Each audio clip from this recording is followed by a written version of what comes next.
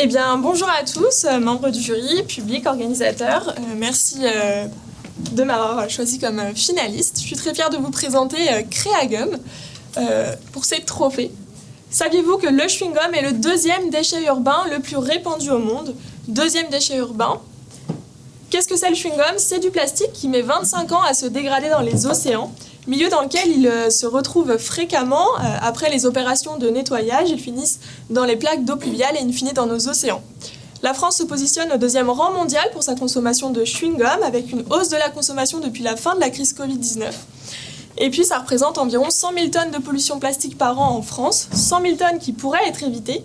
Ça a aussi un énorme impact économique puisque les villes dépensent chaque année des milliers d'euros pour nettoyer leurs rues de ces incrustations de chewing-gum.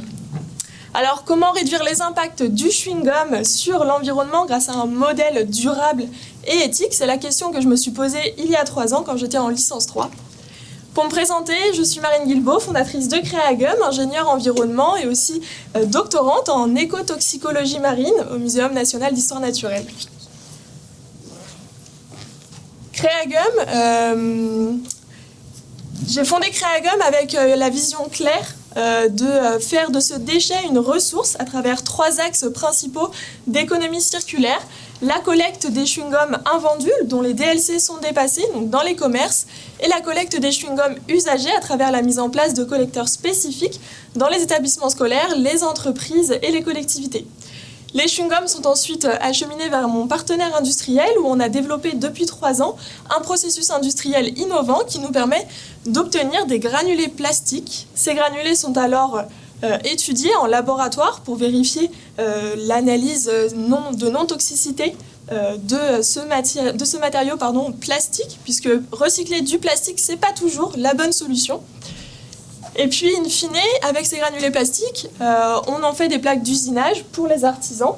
Donc là, par exemple, c'est du chewing-gum recyclé. Et puis, on en fait aussi des objets, donc des goodies éco-responsables, des jeux de plage et des fournitures scolaires.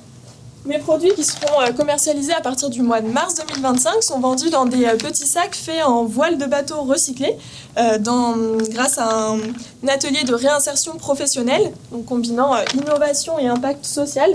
L'objectif, c'est d'avoir vraiment une action responsable avec une consommation responsable du début de la vie de ce déchet jusqu'à la fin, et ça comprend aussi l'emballage.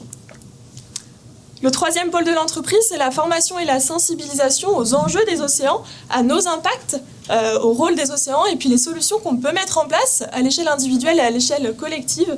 Donc j'accompagne les entreprises dans leur démarche RSE, dans leur transition écologique, mais également les établissements scolaires.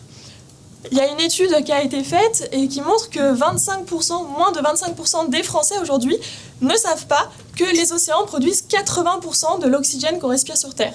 Donc ce chiffre est alarmant et il montre la nécessité aujourd'hui de sensibiliser à la préservation de ces écosystèmes marins. Donc je conclus, Créagum, aujourd'hui c'est plus de 16 000 chewing-gums collectés et recyclés, 30 professionnels formés, 300 élèves sensibilisés. Avec votre soutien, j'ambitionne de développer cette collecte sur tout le territoire français et de participer aussi à la conférence des Nations Unies sur les océans en juin 2025 pour montrer nos activités. Je remercie tous mes partenaires. Et donc pour conclure, ensemble, faisons de Créagum un levier pour un avenir plus durable, plus responsable et plus éthique. Merci.